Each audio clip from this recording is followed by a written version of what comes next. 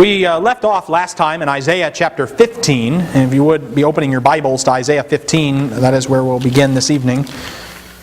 Of course, the bigger chart on the board shows that we're in the middle of this oracles against the nations, and particularly from 1428 onwards, we're dealing kind of with Israel's neighbors, the Philistines, the Moabites, the people of Damascus.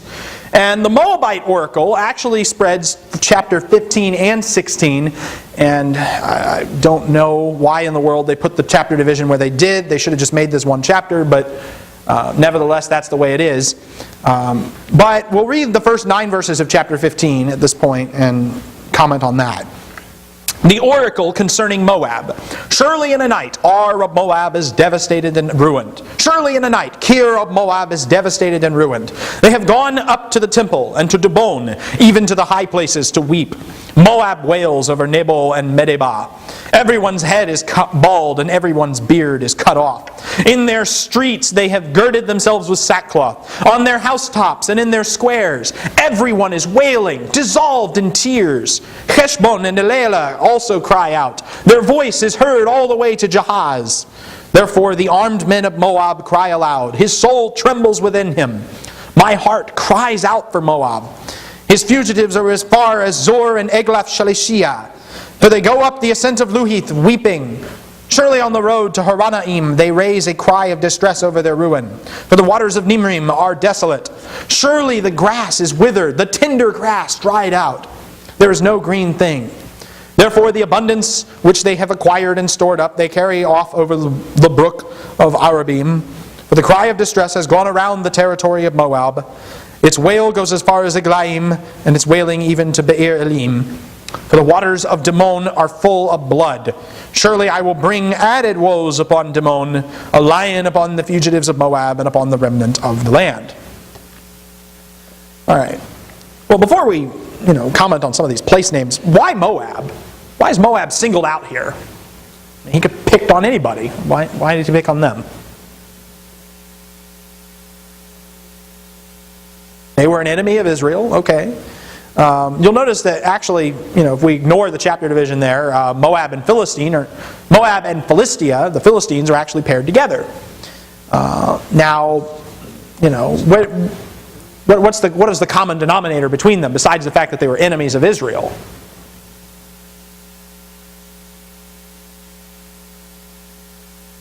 And this would require knowledge of Old Testament history, I guess.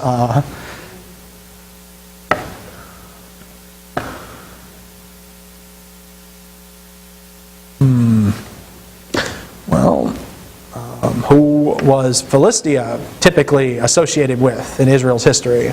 Jenna? Goliath. Okay, Goliath. And who killed Goliath? David, right. Exactly. And David didn't just kill Goliath, he killed a lot of other Philistines. And ultimately, when he became king of Israel, he subjugated the Philistines to his rule.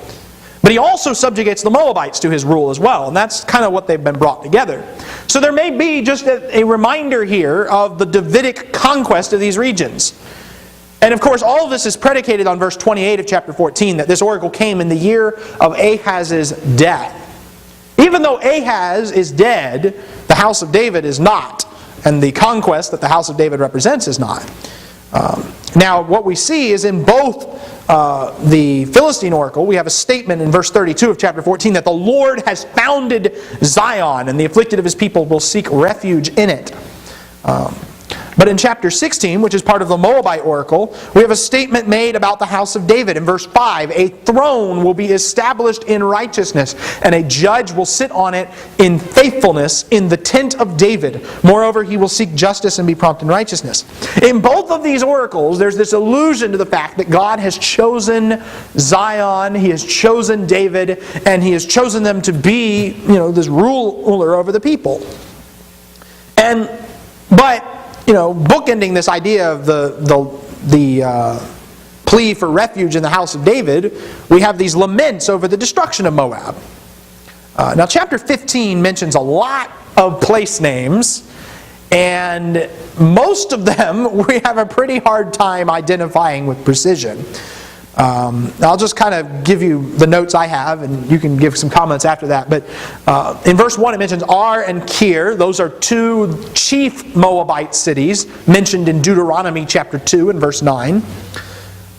In verse 2 and 3 and 4, it mentions Dibon, Nebo, Medeba, Heshbon, and Elealeh, and Jahaz. These are all cities that at one time had belonged to Israel.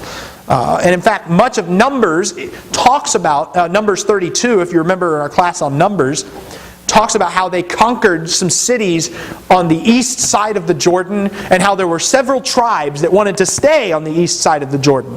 Reuben, Gad, and the half-tribe of Manasseh. And these cities are mostly mentioned in Numbers 32. Dibon is mentioned in Numbers 32:34. Nebo is mentioned in Numbers 32:38. Heshbon and Elealeh are mentioned in Numbers 32:37. They're cities of Reuben, the tribe of Reuben. And Jahaz, we learn in Joshua 21 and verse 6, also belonged to Reuben. So these are Israelite cities that Moab had somehow come into possession of.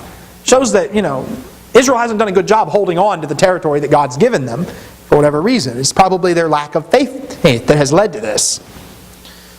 There are also a number of parallels with Jeremiah chapter 48.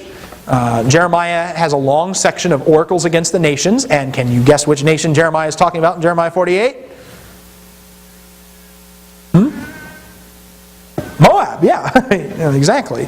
And every head is bald. That's quoted in Jeremiah 48:37. Eglath-Shalishiyah is only mentioned here and in Jeremiah 48:34.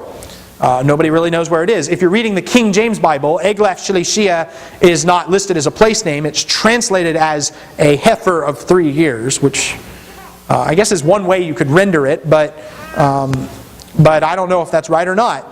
Luhith is only mentioned here and in Jeremiah 48:5.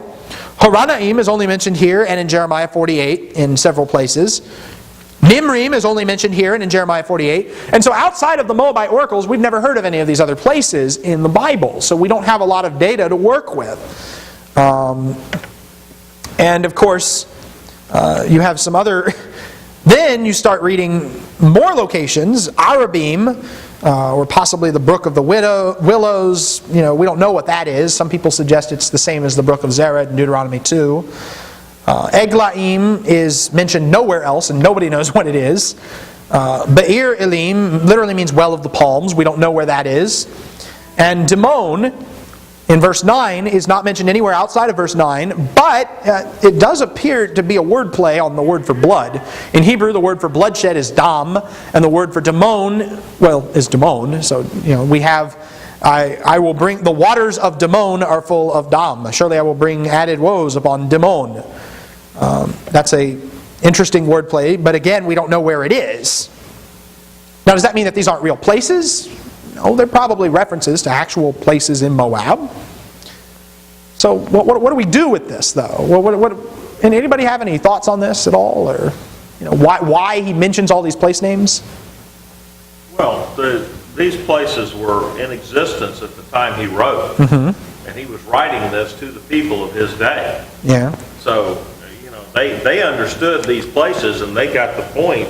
And basically, as far as we're concerned, the point is maybe verse 6, surely the grass is withered, the tender grass died out, there is no green thing. And for us today to think that these places are no longer in existence and we don't even have a clue where they are, kind of indicates that the grass is withered, the tender grass has died out, and there is no green thing there. Yeah. So that's the emphasis for us. Yeah, well, Don. Well, yeah, it's relevance to them. Obviously, relevance to us. But Bible talks about one talks about it's exactly what it is. Right. And place names are, the more local you are to a location, the more familiar place names are going to be to you. It would be like if I wrote a poem about how God's going to bring judgment on the Tampa Bay area, and I mentioned places like St. Petersburg and Clearwater and Dunedin and Seminole and Pinellas Park and Largo and all these other places. Somebody who's never lived in Florida, somebody who lives on another continent, or somebody who even lives in another state may not have a clue what all these references are to.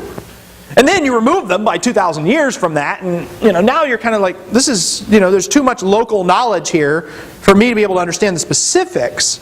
But, the big picture still makes sense that this is an oracle of judgment against this location. Actually, somebody has done something like that in pop culture. There's a Billy Joel song called "I've Seen the Lights Go Out on Broadway," in which he describes how the city of New York has been systematically destroyed. He just mentions a bunch of different places and how they're not what they used to be. Somebody who's, suppose 2,000 years from now, they dig up a recording of that song or something, and, what are all these places? What is, Brooklyn and, Harlem and Broadway and all these other places? Well, unless you lived in that city at that time, and had a familiarity with the geography, you might not know. Or unless you had studied some kind of history on top of that. So, it's difficult to come up with a specific application of, these place names and how they would have reflected on them. But the general point is that Moab is going to get it. Moab is going to be destroyed in this fashion. Mark? Just as a point, even in a more recent thing, how many people in this audience know that Harlem began as the upper crust place to live in New York? Only the rich people lived in Harlem. See, I didn't even know that. No. So. I heard that on Paul Harvey. Yeah. That's when it began. That's what it began as, was the upper crust place to live. Comparatively speaking, I guess I'm not that far removed chronologically. So, that's how fast that can happen. No. Well, okay, on top of all of that, if there's no more comments or questions on chapter 15, I want to move into chapter 16. Chapter 15 goes by really quick. You didn't think I could cover a chapter that quick. Send the tribute lamb to the ruler of the land, from Selah by the way of the wilderness to the mountain of the daughter of Zion. Then, like fleeing birds or scattered nestlings, the daughters of Moab will be at the fords of the Arnon. Give us advice. Make a decision. Cast your shadow like night at high noon. Hide the outcasts. Do not betray the fugitive. Let the outcasts of Moab stay with you. Be a hiding place to them from the destroyer. For the extortioner has come to an end. Destruction has ceased. Oppressors have completely disappeared from the land. A throne will be established in loving kindness, and a judge will sit on it in faithfulness in the tent of David. Moreover, he will seek justice and be prompt in righteousness. All right, so you read this. There's a couple notes here. Verse 1 mentions the tribute lamb. Moab was known for having to pay a regular tribute to Israel of sheep. It's mentioned in 2 Kings chapter 3 and verse 4. But here the tribute gift is a Moab pleading with Israel for help. Arnon is the border of Moab historically. Verse 3 says, give us advice, make a decision, cast your shadow, hide the outcasts. You can't see it in the translation, but those are all feminine imperatives, which, I was talking about this at lunch a little bit, and how languages are very gender-based, especially Hebrew, and how you have, masculine words and feminine words. In English, we don't really have a lot of that. We just keep our pronouns that way. But with Hebrew, these are feminine imperatives, which shows that they're actually talking to women, the daughters of Zion and the daughters of Moab. And so there's this contrast going on between the daughters of Moab and the daughters of Zion. And they're pleading, they send this tribute lamb and they plead with them to hide their outcasts and protect them. And then in verse 5, we have this statement about the throne of David. Why in the world would they bring up the throne of David here? This is an oracle against Moab. What's the throne of David got to do with it? Well, David subjugated the Moabites. Right, okay. Under tribute. And, 2 Samuel 8:2, all right. But he was also called the man after God's own heart. And it says here he will judge or seek righteousness, or seek justice, it says, in verse 5. So, right. When was this fulfilled?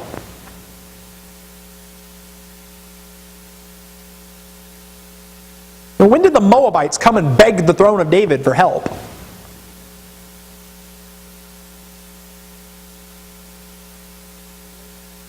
It's a good question. I don't know. I don't know either. Unless it's speaking of in the New Testament when the gospel was taken to the Gentiles, and that's Moab stands in as a representative of the nations. I think you're on the right track there. Jenna.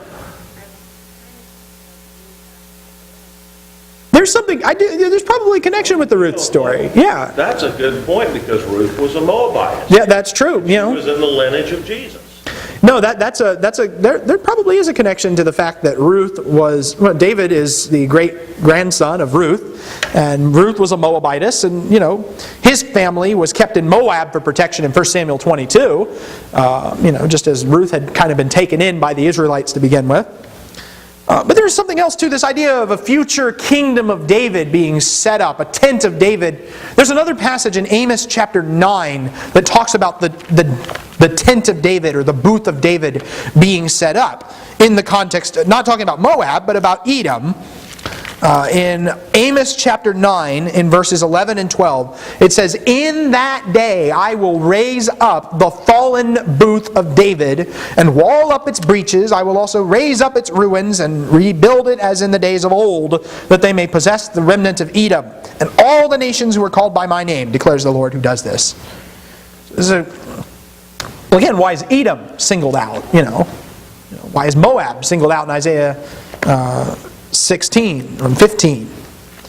Then, here's where it gets really interesting. You go to the New Testament, and the Amos passage is actually quoted in the New Testament. In Acts chapter 15, James gives a speech about the inclusion of the Gentiles in the people of God. And he says this in Acts chapter 15, verse 13, after they had stopped speaking, James answered, saying, "Brethren, listen to me. Simeon has related how God first concerned himself about taking from among the Gentiles a people for his name. With this, the words of the prophets agree, just as it is written, after these things I will return, and I will rebuild the tabernacle of David which has fallen. I will rebuild its ruins, and I will restore it, so that the rest of mankind may seek the Lord, and all the Gentiles who are called by my name, says the Lord who makes these things known from long ago." Now there is a little bit of a textual variant as to whether it's Adam, mankind, or Edom, but really, when you think about it, how different is the application here? Is Edom not, in a sense, functioning as a symbol for all mankind in Amos 9? And is there not a sense in which in Isaiah 16, Moab is functioning kind of as a symbol for all the nations as well, all of the Gentile nations? So really what this is this kind of connects the oracles against the nations with the Davidic promises that have already been made in Isaiah, that God is going to set up a king, an anointed figure over his people. And it also brings us all the way back to Isaiah chapter 2, when God said that in the last days the mountain of the house of the Lord will be established as the chief of the mountains, and will be raised above the hills. All the nations will stream to it. Isaiah 2 and verse 2. There is a time coming when God will set up His mountain, and all of the nations, all of the Gentiles will stream into it. And that includes places like Moab and Philistia. Anybody, whosoever will.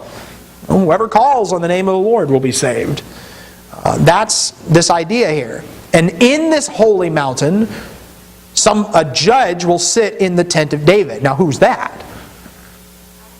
Christ. Now, ultimately, yes, Christ would be the ultimate fulfillment of this concept, of this image. There's also a day coming when all of the nations will be gathered before the throne of God on Judgment Day, and we will be judged according to our deeds, and that God will do that impartially. He's not going to show favoritism to the people of Israel over here. It says something about this that Israel's not super unique in all of this. That Israel is really in the sight of God. They are another nation that God is a nation that God chose for a purpose, admittedly, but nevertheless they are still humans, and God is impartial to them. You think about how that fits into what the point of these oracles against the nations really is. That the God of this obscure area in Palestine, the God of Israel, the Hebrews, a people that really can't hold on to their territory very well. That God is the God who created all the nations? That God is the God who created the earth itself? Yes. That's the point. That is the contention that has been made since Genesis and keeps getting made all the way to Revelation, is that is the God who created all things. And Isaiah says here, the God of Israel is really the God of the nations. He owns all the nations. There is none that resists His will on this point. Any comments or questions on that idea? Mark? I'm just going to say anybody that thinks that God doesn't have a sense of humor is wrong. God does have a sense of humor. That's true. The way He put this together. Right. There's more. Pick up in verse 6. We resume the oracle of destruction and lamentation over Moab. We have heard of the pride of Moab, an excessive pride, even of his arrogance, pride, and fury. His idle boasts are false. Therefore Moab will wail. Every one of Moab will wail. You will moan for the raisin cakes of Kir Hareseth, as those who are utterly stricken. For the fields of Heshbon have withered, the vines of Sibmah as well. The lords of the nations have trampled down its choice clusters, which reached as far as Jazer and wandered to the deserts. Its tendrils spread themselves out and passed over the sea. Therefore I will weep bitterly for Jazer, for the vine of Sibmah. I will drench you with my tears, O Heshbon and Elealeh. For the shouting over your summer fruits and your harvest has fallen away. Gladness and joy are taken away from the fruitful field. In the vineyards also there will be no cries of joy or jubilant shouting. No treader treads out wine in the presses, for I have made the shouting to cease. Therefore my heart intones for like a harp for Moab, my inward feelings for Kir Hareseth. So it will come about when Moab presents himself, and when he wearies himself upon his high place and comes to his sanctuary to pray, that he will not prevail. What's the overall point of that?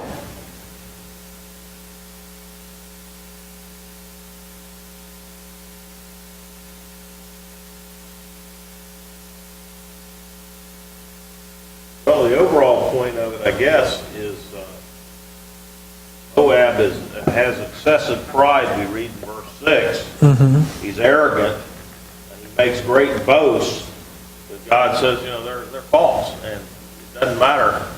Some people, I guess the saying has been said, some people mistake volume for intelligence.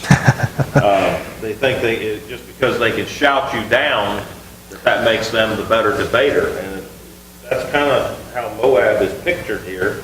And he's saying there's going to come a time when you folks in Moab, when you Moabites are going to wish for the old days, the days when you had the good things of life, and you're not going to get them anymore. And within 3 years, he says at the end, the hired man would count them, and the glory of Moab will be degraded, and his remnant will be very small and impotent. So Moab is going to decrease here on out. Yes. Now, anybody notice any connections with things that have been said earlier in Isaiah? Just any images jump out at you that's like, I think we've read that before.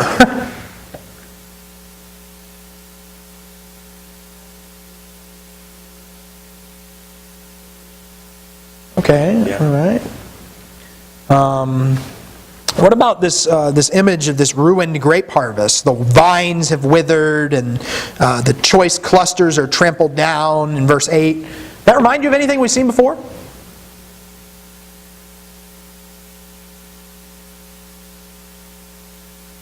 Got to think back a few classes.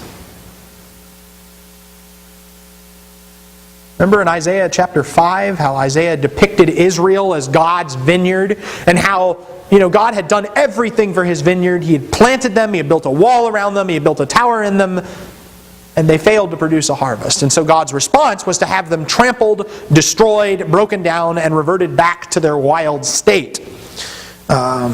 Similarly, this pride of Moab, this excessive pride, this is the same thing that Israel was indicted for in Isaiah chapter 2, and how God was promising to debase those who were lofty and exalted up in their own eyes.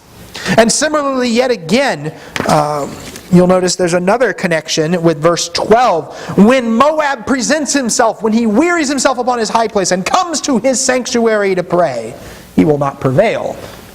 Does that sound like anything that's been said about Israel too? Yeah.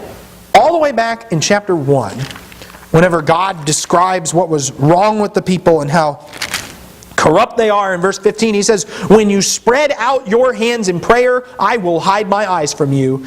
Yes, even though you multiply prayers, I will not listen. Your hands are covered with blood. The people come into the temple to pray, and God goes, I can see your hands. They got blood on them. I'm not listening to you. Mark. In Malachi, God said He wished that someone would close the doors of the temple so they couldn't come in and pray. Right. Just, I guess in the early part, Isaiah is talking to Israel, point blank, and Israel might say, well, what about them? And what about, they're more unrighteous than us. What are you going to do about them, God? God said, I'm going to take care of all of this. Now, you worry about yourself. I'm going to take care of everybody else. Yeah. Now, verse 12 is admittedly compounded by the fact that Moab wouldn't have been worshiping the true God. They would have been worshiping the false god, Chemosh, who demanded child sacrifice. But the point is still the same. Visits to the Moabite sanctuary to pray are unfruitful. You're not going to get anything out of that. You're not going to prevail from that. It suggests maybe, Moab and Israel aren't as different as the Israelites would have liked to pretend in this particular instance. On the one hand, Moab can't get their prayers through because they're worshiping a false god. And on the other hand, Israel can't get their prayers through either because, it's prayed in hypocrisy. They're living a life inconsistent with their prayer and inconsistent with their worship. So what we see here is this breaking down of, the breaking down of Moab, basically. And there's a lot more we could get into here. There's a lot of parallels with Jeremiah 48, which actually verses 9 and 10 are quoted in Jeremiah 48 and verses 32 and 33. One other thing, this kind of final note in the prophecy is in verse 13 and 14. This is the word which the Lord spoke earlier concerning Moab. But now the Lord speaks, saying, within 3 years, as a hired man would count them, the glory of Moab will be degraded along with all his great population. His remnant will be very small and impotent. Whatever, he kind of shifts gears in verses 13 and 14 to make a historical comment and give a 3-year deadline for some of these things he says. As a hired man would count them. What does that mean? As a hired man would count them. How does a hired man count? Don. Well, a hired person, Yeah. sure that they're getting exactly what they deserve. Exactly. Yeah. Typical hired man counts his time precisely to the deadline, and then he clocks out. He doesn't want to accidentally work too much and get paid the same amount. He's not going to delay a second past his deadline, unless he do more than he has to. And so, the Lord says, within 3 years, as a hired man could count them. In other words, we're not going to be fudging around with this deadline here. Moab will be degraded along with his great population. His remnant will be small and impotent. Now, I do not know the exact date that Isaiah said all this. The most recent date we had was all the way back in chapter 14 and verse 28, in the year that King Ahaz died, which would have been about 715. We don't have a lot of historical information about when Moab would have fallen outside of this one statement of Isaiah's here. The point is ultimately that Moab will be degraded. Moab's glory does not last forever. Only God's glory lasts forever. The flower may fall off, the grass may wither, but the word of the Lord endures forever. And though the people may be like the sand of the seashore, it is but a remnant that will be saved ultimately. Any comments or questions up through chapter 16? You didn't think I could finish 2 chapters in one class, did you? We got to mark this one down for the record. This was all planned. These oracles against the nations do get a little bit repetitive in their application. But pick up in chapter 17. The oracle concerning Damascus. Behold, Damascus is about to be removed from being a city, and will become a fallen ruin. The cities of Aroer are forsaken. They will be for flocks to lie down in. There will be no one to frighten them. The fortified city will disappear from Ephraim, and sovereignty from Damascus, and the remnant of Aram. They will be like the glory of the sons of Israel, declares the Lord of hosts. Why Damascus? What did they do that was so bad? Well, Damascus was another city that was a little arrogant. And thought they were kind of high and mighty. When you think about it, we look around us today in America, we're talking about these places that he's talking about here were like America back then. Yeah. we're so mighty, we can never fall. It's just not possible. We're too big to fail. Well, Damascus sometimes appears in the news even today, but Damascus, have they been mentioned at all before in Isaiah?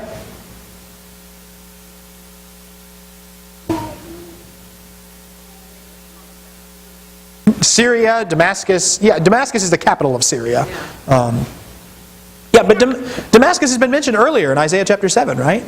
Damascus and Rezin, the king of Damascus, and Pekah, the king of Samaria, were the two guys that allied together against Ahaz to overthrow him and form an anti-Assyrian alliance with their own puppet.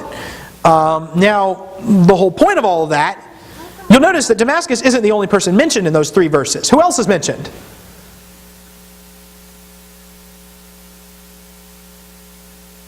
Look at verse 3. This isn't just a judgment oracle on Damascus. Judgment oracle on somebody else too.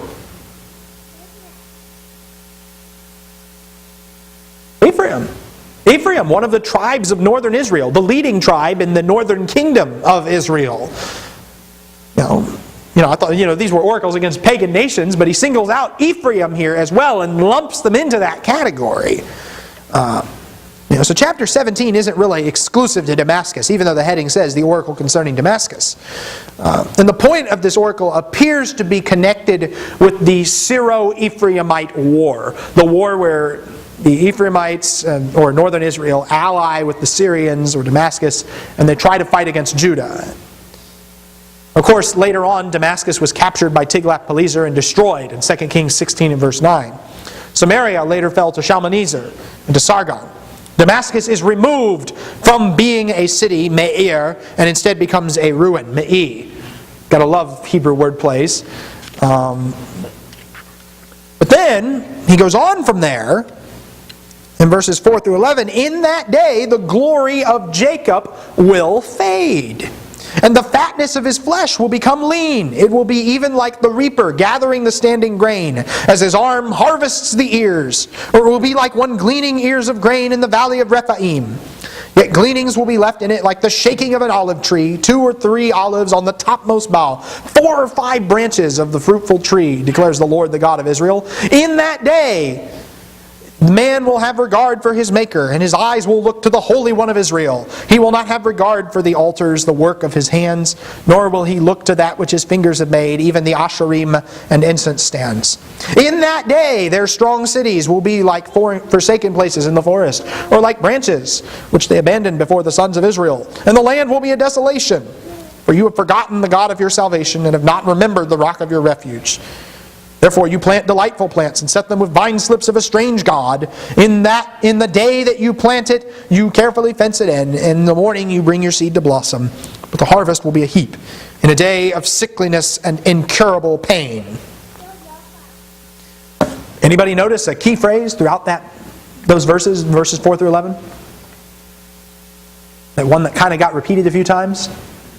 In that day, it's all over here. In that day, verses 4 and verse 7 and verse 9. What day are we talking about? The day of judgment. Yeah, day of judgment. It starts out talking about Damascus and how Damascus is going to be removed from being a city. Right. So that's a judgment on Damascus, and now in that day is that day of judgment. Was there any other special days that Isaiah has mentioned previously?